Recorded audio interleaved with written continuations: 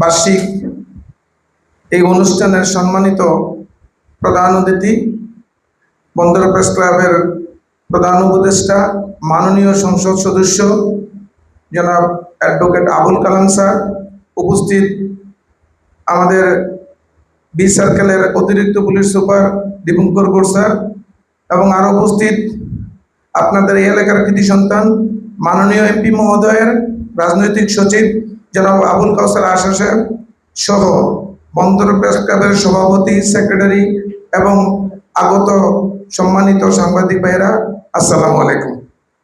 আসলে আমরা আইন শৃঙ্খলার কাজে আছি, সেই জন্য আইন শৃঙ্খলার কাছে দুইটি কথা বলবো। আমি এখানে 1 মাস হয়ে 1 মাসের কয়েকদিন বেশি যোগদান করেছি।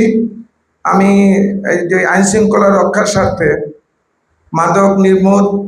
মাদক অভিযান, কিশোর গ্যাং, ছিনতাইকারী, চোর ডাকাত, এইসব ক্ষেত্রে আপনাদের পূর্ণাঙ্গ সহযোগিতা এবং সাহায্য কামনা করছি।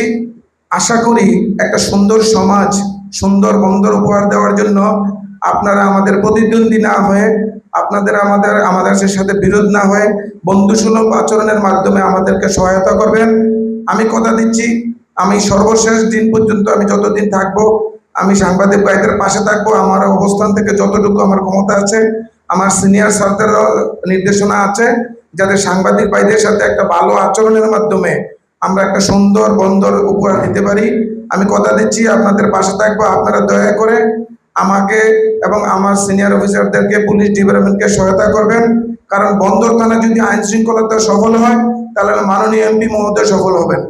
এবং তার রাজনৈতিক সচিবের যে অক্লান্ত পরিশ্রম, এখানে আপনারা নিজেরাই জানেন, আমিও দেখেছি উনি কতটা এখানে কষ্ট করেন, দিন রাত পরিশ্রম করেন। যখন কোনো বিপদে পড়ি, ওনাকে হেল্প চাই, উনি তাৎক্ষণিক হেল্প করে। সন্ত্রাসী ধরা, মাদকদ্রব্য ধরা, ভাই আমি একটু পারতেছি না, আমাকে একটু হেল্প করেন, উনি তথ্য দিয়ে হেল্প করেন। তো সুতরাং সকলের সফলতা আপনাদের সুন্দর সাপোর্ট এবং সহায়তা থাকলেই সফলতা সম্ভব। আমি আপনাদের সকলের সফলতা এবং সহায়তা কামনা করছি। পাশাপাশি আজকের অনুষ্ঠানের মাননীয় প্রধান অতিথি জনাব আবুল কালাম স্যারের সুস্বাস্থ্য ও দীর্ঘায়ু কামনা করছি। স্যার অত্যন্ত ভদ্র মানুষ। স্যারের নির্বাচন যখন হয়, তখন আমি সদর থানায় ছিলাম, ওখানের মানুষ দেখতাম যে নীরবে স্যারকে কতটা পছন্দ করে। খালি একটা কথা শুনতাম, একটা করে নির্বাচন করছে, বাড়ি বিক্রি করছে, উনি নিজে কিছু করেন নাই। তো যাই হোক, স্যারের কাছে থেকে চাকরি করতে পারে আমাদের জন্য সৌভাগ্যের। আমি স্যারের জন্য দোয়া করি, স্যারের সুদৃষ্টি যেন আমার প্রতি থাকে।